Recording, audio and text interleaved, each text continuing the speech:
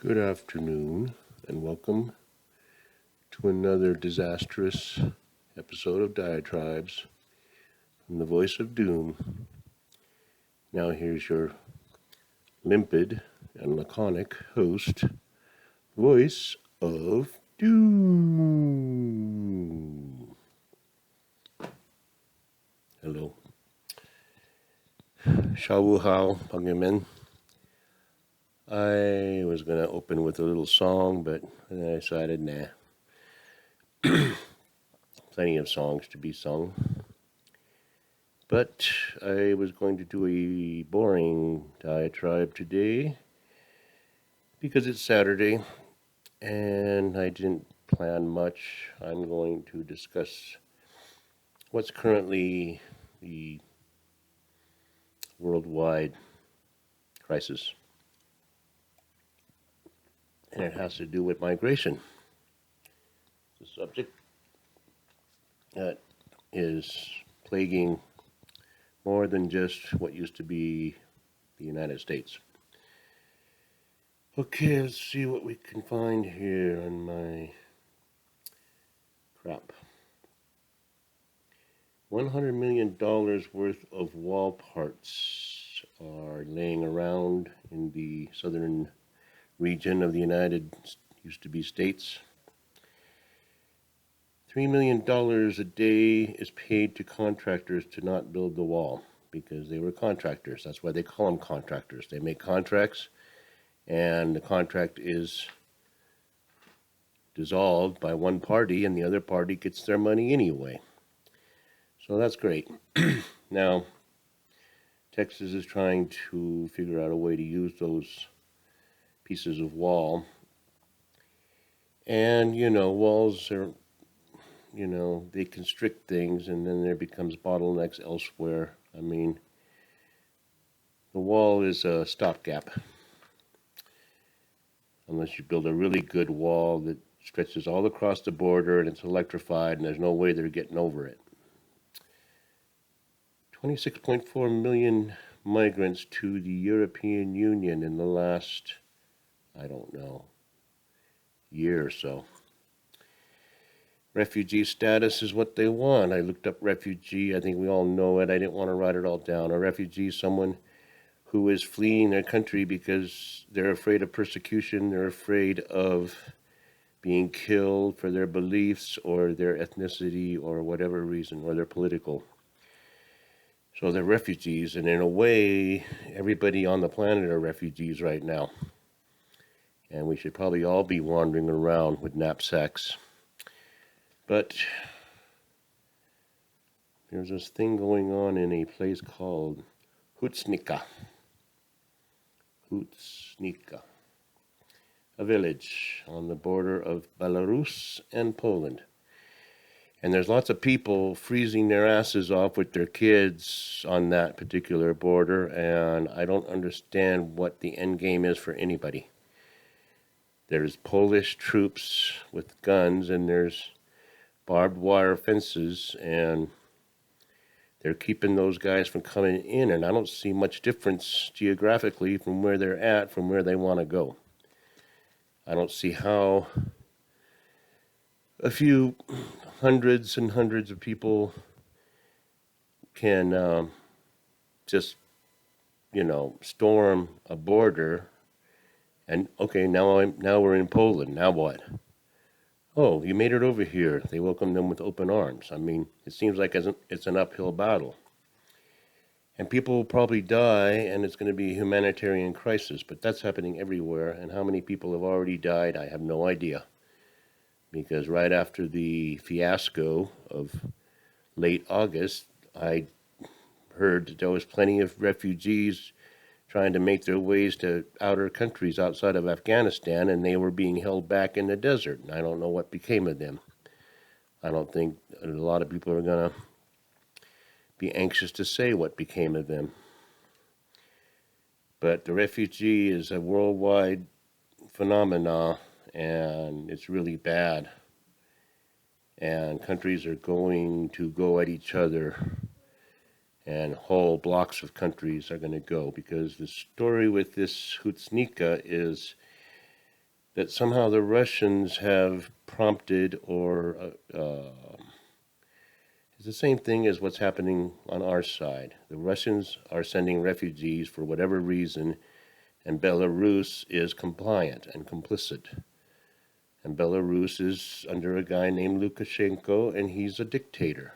And he's mad at the EU for giving him sanctions. So they're going to cut off oil to the EU. The Russian pipeline that I guess Petri dish okayed is going to be blockaded by Belarus to Europe if they don't let in these refugees. So they've already brought in a bunch, and I don't even know what Poland has to offer, but apparently it's a better life than what they had.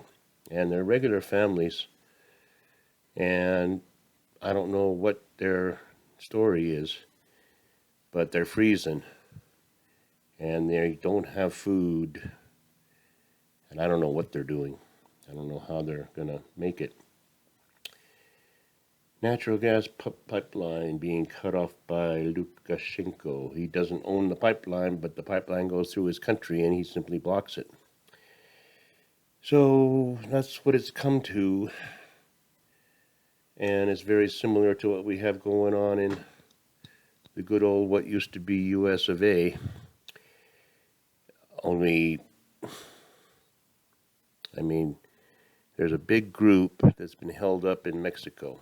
They're not letting them go past a certain point. Now, I don't know how many big groups they're going to allow to just congregate in central Mexico until Mexico goes, wait a minute, we're taking the brunt of this. It's stay in Mexico all over again, but they're all over the place and they're trying to get north. And the cartel will certainly help in alleviating that bottleneck.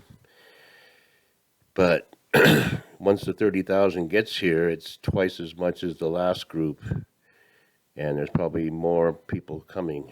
So we can keep on going on about how much of a national security risk it is to have these people. I don't even know. Unless you sneak over the border in San Isidro, most of that border line is desolate wasteland. So I don't know where they go once they sneak in. I think they want to get caught because that way they can get put into the system and they can at least maybe get a hot meal that day. I don't know what. I really don't know what becomes of these people. It'd be very interesting to follow a few of them around and see exactly what becomes of them. But nobody's going to do that because they're too busy filming, rapes and things of that nature. So yeah, I'm a little sardonic today. I wanted to do a boring diatribe so that I could go to work with kind of a good attitude. And it's very maddening to know that the national security is breached, but we have no nation and we have no security for obvious reasons and for various reasons. And there's so many things. I just know that they're allowing it because they want people to die. And fentanyl and, human slavery, sex slaves, kids, I'm hearing, they're being brought in to cater to the lowest form of human life.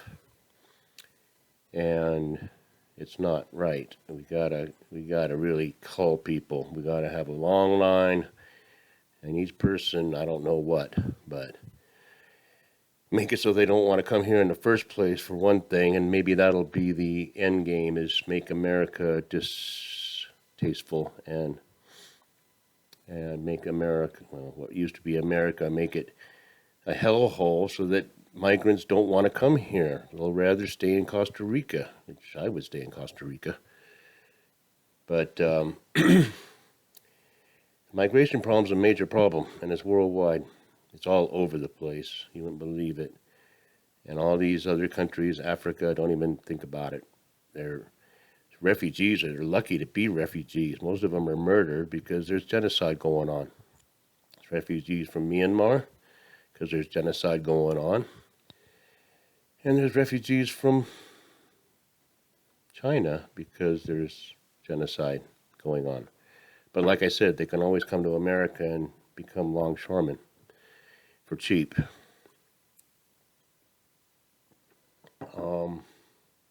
Because according to Petri dish, they only make like $8 an hour. So I didn't say much. It's just a rambling, ridiculous screed on migration, i.e., illegal, immigrants, i.e., aliens, illegal aliens. Foreigners, damn foreigners coming up to our United States and ruining everything. Yeah, they are ruining everything. And it will be stopped when it's too late. Because the damage is being done right now. We will suffer for it starting in 2 weeks and 4 days. So we can look forward to that. 2022 should be a joyous year. It will be a high point in what used to be American history. It'll be a great year. You just watch what happens. And the migration will be part and parcel of why it will be such a great year. New blood. Always need new blood. And Poland will handle its own problems. Not the way we do it, maybe with bullets, but who knows what they will do. And there's old grudges. There's really old grudges. They use that as a pretext, Belarus and stuff. Well, we're going to get back to what they did to us in World War II. And it's like, well, all right. If that's how you want to look at it.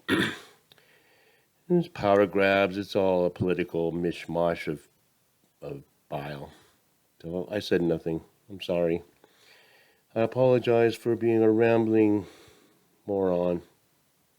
Just a few observations. Things you want to keep in your mind, like Hutsnika. Because Hutsnika may be the powder keg, the spark that might ignite a big war. And it very well could. So I'll leave it at that. It wasn't very long. And enjoy the rest of what's left of the day. Goodbye.